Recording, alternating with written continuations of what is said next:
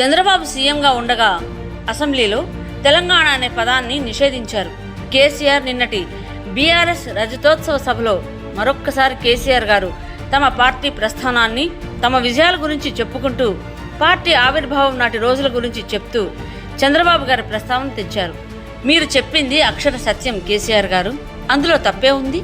ఆనాడు తెలుగుదేశం పార్టీ ఉమ్మడి ఆంధ్రప్రదేశ్గా కొనసాగాలి అనే విధానానికి కట్టుబడి ఉంది కాబట్టి ఆనాడు మీరు లేవనెత్తుతున్న తెలంగాణ ప్రత్యేక రాష్ట్ర ప్రస్తావనతో విభేదించారు. అదే విధానాన్ని టీడీపీ 2004 అసెంబ్లీ ఎన్నికలలో కూడా కొనసాగించింది. సమైక్య రాష్ట్ర స్లోగన్తోనే ఎన్నికలకు వెళ్ళింది. మీరు కూడా ఆ ఎన్నికల్లో ఎలా అయినా టీడీపీ ఓడిపోతే చాలు అని నాటి వైఎస్ఆర్ గారి నాయకత్వంలో ఉన్న కాంగ్రెస్ పార్టీతో, ఒకవైపు కమ్యూనిస్టు పార్టీలతో, ఇంకోవైపు కూటమిగా ఎన్నికలలో పోటీ చేసింది వాస్తవం కాదా? మరి మీరు కూటమిగా పోటీ చేసిన పార్టీలలో ఏ ఒక్క పార్టీ కూడా ఆనాటికి మీ పార్టీ స్టాండ్ అయిన తెలంగాణకు అనుకూలంగా మద్దతు తెలిపే తీర్మానం చేయలేదు. అయినా మీరు వారితో కలిసి పోటీ చేశారు అనేది వాస్తవం కాదా?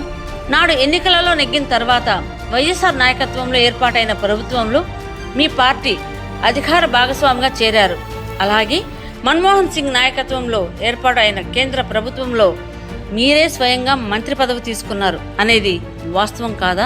అటువంటి మిత్రపక్షం అధికార భాగస్వామికి వెన్నుపోటు పొడిచింది. మీ పార్టీనే లేకుండా చేయాలి అని నిలువున మీ పార్టీలో ఫిరాయింపులు ప్రోత్సహించింది. మీ ఉద్యమాన్ని అవహేళన చేసింది. నాటి వైఎస్ఆర్ అని తెలిసి ఉండి ఆయన కొడుకే మా ఇంటికి పిలిచి భోజనం పెట్టిన జగన్ రెడ్డి అని నిన్నటి సభలో ఒక్క మాట కూడా చెప్పలేదే కేసీఆర్ గారు? మరి అదే టీడీపీ పార్టీ 2008 విజయదశమి నాడు తెలంగాణకు అనుకూలంగా తీర్మానం చేసిన సంగతి కూడా చెప్పలేదు.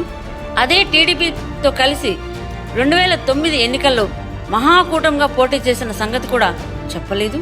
అదే వైఎస్ఆర్ మరణించిన తర్వాత అతని కొడుకు జగన్ రెడ్డి గారు తెలంగాణ పర్యటనకు వెళ్తున్న సందర్భంగా మానుకోట దగ్గర ఆయన మీద మీరే చేయించిన రాళ్ల దాడి, దానికి ప్రతిగా జరిగిన పోలీస్ కాల్పుల్లో ఒక కుర్రవాడు మరణించిన సంగతి కూడా మర్చిపోయారా? టీడీపీ పార్టీకి మీరు నష్టం కలిగించారు.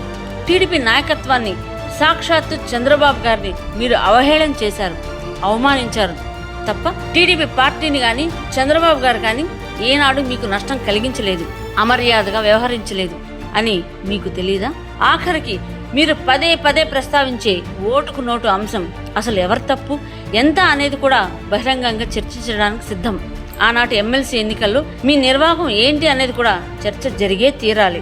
మీకు చంద్రబాబు గారిని బూచిగా చూపిస్తూనే మీ పార్టీ సంస్థాగతంగా బలపడటానికి టీడీపీ కేడర్ని ఫిరాయింపు చేసుకుంటూ బలపరుచుకోవచ్చు అనే వ్యూహంలో సఫలీకృతం అయ్యారు కాబట్టి ఇంకా అదే వరవడిని కొనసాగిస్తూ ఉన్నారు.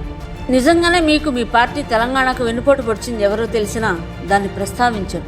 ఎందుకు అంటే దానివల్ల ఇప్పుడు మీకు వనగూరే లాభం పెద్దగా ఏమీ లేదు. కానీ చంద్రబాబు గారిని బూచిగా చూపిస్తూనే మరొక్కసారి తెలంగాణ ప్రజలు ఎమోషనల్గా మీకు కనెక్ట్ అవుతారు అనే పాత చింతకాయ పచ్చడి వ్యూహాన్ని మళ్ళీ అమలు చేయడం వల్ల అన్నిసార్లు లాభం జరగదు కేసీఆర్ గారు. తెలంగాణ ఎమోషనల్ వల్ల అత్యధిక లాభం పొందిన కుటుంబం ఏది? ఆ సెంటిమెంట్తో అంతటి లాభసాటి బేరం చేయగలిగిన రాజకీయ బేరగాడు ఎవరు అనేది నేటి తెలంగాణ సమాజానికి ఒక స్పష్టత ఉంది. కాబట్టి ఇంకా చంద్రబాబు గారిని దోషిగా చూపడం అనేది మీకు గిట్టుబాటు అయ్యే బేరం కాదు అనేది రియలైజ్డ్ అవ్వండి. అన్నట్టు త్వరలో ఏపీలో సక్సెస్ అయిన ఎన్డీఏ కూటమి ప్రయోగాన్ని తెలంగాణలో కూడా ప్రయోగానికి భూమికి సిద్ధం అవుతుంది అనేది మీకున్న సమాచారం అనేది మాకు కూడా తెలుసు. ఇప్పటికీ ప్రతి తెలుగుదేశం కార్యకర్త మళ్ళీ ఎప్పుడు చంద్రబాబు గారు పార్టీని క్రియాశీలకంగా చేస్తున్నారని ఎదురు చూస్తున్నారు. దానికి ముహూర్తం కూడా త్వరలోనే ఉంది కేసీఆర్ గారు. కొంచెం వెయిట్ చేయండి. అసలు సిసలు విమర్శలకు, ప్రతి విమర్శలకు మంచి కాలం ముందు చాలానే ఉంది.